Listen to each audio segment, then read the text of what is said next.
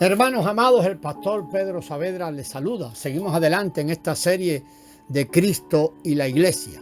El Señor hace que la Iglesia, su complemento, sea santo, glorioso y sin defecto.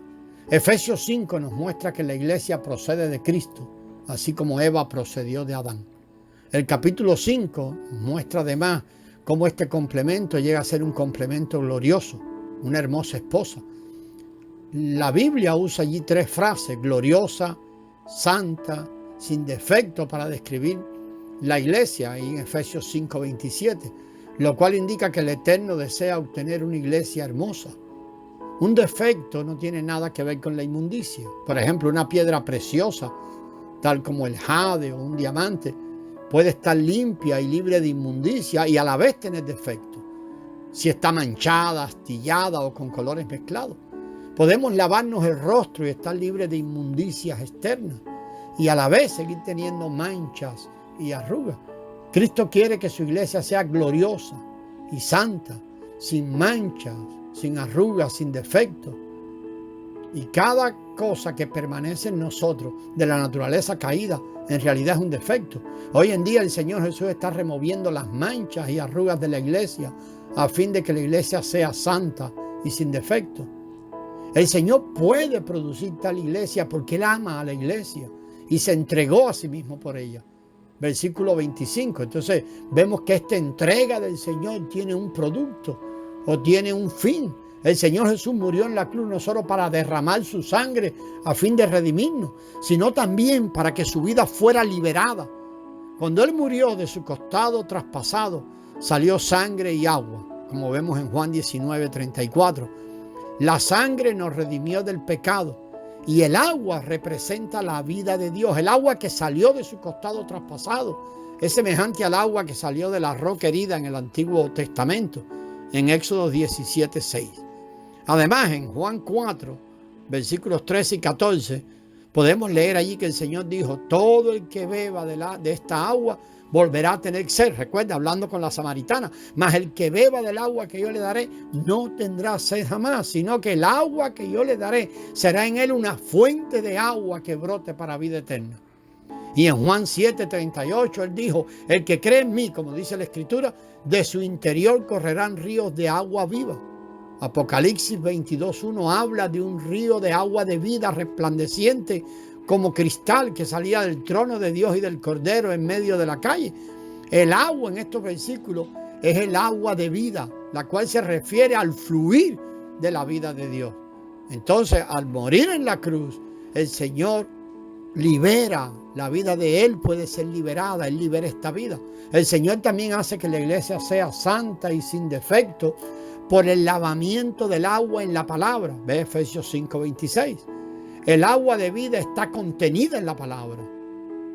Cristo ama a la iglesia y se dio a sí mismo por ella a fin de liberar su vida y hacer que la iglesia sea santa. Cristo con su sangre no solo limpió a la iglesia del pecado, Él también la está lavando de toda mancha y arruga con su vida. Esta vida fue liberada en la cruz y está ahora corporificada en las palabras de la Biblia. La revelación escrita de Dios. Los libros seculares pueden proveerle a la gente conocimiento, información, solamente eso. Estos libros no pueden dar vida, porque en ellos no está la vida.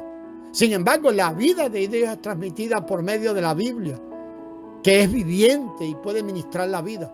Todos los que leemos la Biblia pueden testificar que esta es la diferencia entre la Biblia y cualquier otro libro secular. La Biblia es la palabra de Dios, porque la palabra de Dios está en ella, y en la palabra de Dios está la vida. Juan 6:63. Si Jesús no hubiera muerto en la cruz, lo cual liberó su vida, la Biblia en realidad estaría vacía. Sin embargo, Él murió y liberó la vida de Dios. Esta vida no solo está en el Espíritu, sino también que está en la palabra de Dios. Siempre que leemos la Escritura, leemos la palabra de Dios. Entonces la vida fluye en las palabras a fin de abastecernos. Esta vida nos abastece interiormente como un manantial y va fluyendo por todo nuestro ser, lavándonos así con su agua. Nuestro cuerpo funciona conforme al metabolismo, a la ley del metabolismo. Recibimos el alimento dentro de nuestro ser y los nutrientes hallados en los alimentos, ahora, una vez que son procesados, circulan por el torrente sanguíneo. Esta función metabólica, por una parte, le suministra a nuestro cuerpo los nutrientes que necesita, pero por otra parte, también remueve los desechos de nuestro cuerpo. Tal lavamiento quita los desechos que hay en nuestro cuerpo y los expulsa afuera.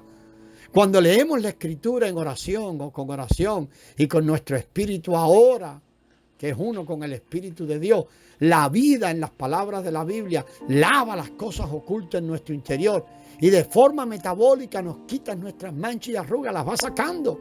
Debemos leer la Biblia orando, que el Señor nos ayude cuando encontremos un pasaje que declara cualquier cosa del Señor, lo convertimos en una oración y seguimos, y cuando oramos y leemos, la Biblia circulará en nuestro ser interior y en unos minutos no solo recibiremos una enseñanza en nuestra mente, sino que también seremos abastecidos en nuestro espíritu.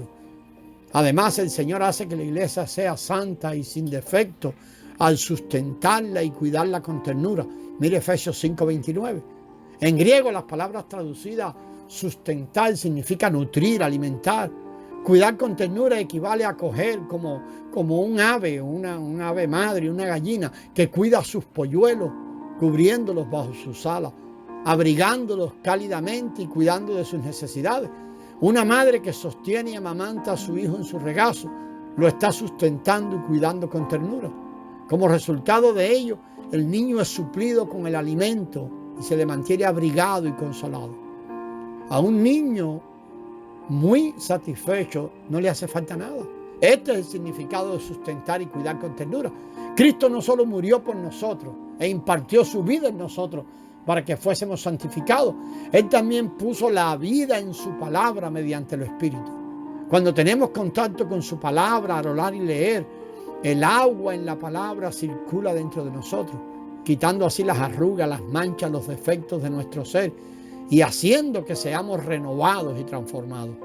Él también nos cuida y nos sustenta con ternura, sosteniendo a la iglesia en su regazo, a fin de darnos protección, consuelo, suministro y todo lo que necesitamos. Como resultado, la iglesia llega a ser gloriosa, pues es santa y sin defecto. Cristo obtendrá esta iglesia santa, gloriosa y sin defecto y la presentará a sí mismo como su hermoso complemento.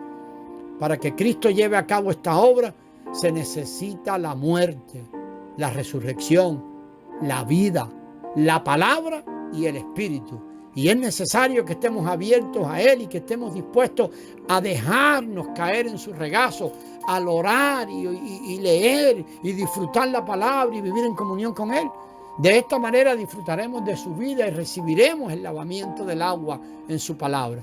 Al mismo tiempo seremos atendidos y cuidados con ternura, así como sustentados y alimentados mediante su palabra y el Espíritu. Cuando le disfrutamos, amados, a Él como nuestro todo, y eso es importante, cuando le disfrutamos como nuestro todo, llegamos a ser santos y gloriosos, una iglesia que puede ser presentada a Él, pues ella está libre ahora de manchas y arrugas y defectos.